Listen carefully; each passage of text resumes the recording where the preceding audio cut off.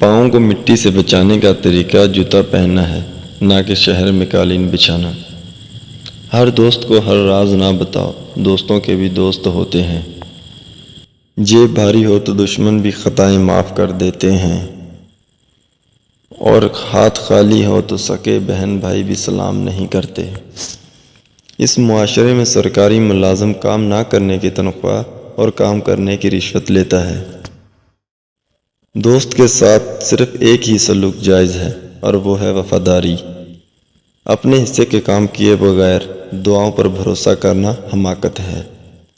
ایک نسل کی جہالت دوسری نسل کی روایت اور پھر تیسری نسل کا عقیدہ بن جاتا ہے۔ ہر بزرگ کی بات میں حکمت مت ڈھونڈے، کچھ احمق لوگ بھی بوڑھے ہو جاتے ہیں۔ تم کب صحیح تھے یہ کوئی یاد نہیں کرتا، تم کب غلط ہو یہ کوئی نہیں بھولتا۔ ہم لوگ یہ نہیں جانتے کہ قیامت کے دن ہمارے ساتھ کیا ہوگا، لیکن یہ ضرور جانتے ہیں دوسروں کے ساتھ کیا ہوگا۔ پیسوں کی کمی تمام برائیوں کی جڑ ہے۔ آپ دنیا کی تمام عورتوں کو برقع پہنا دیں، آپ کو اپنی آنکھوں کا حساب دینا ہوگا۔ نظر اپنی خامیوں پر بھی رکھیں، ہمیشہ سامنے والا غلط نہیں ہوتا۔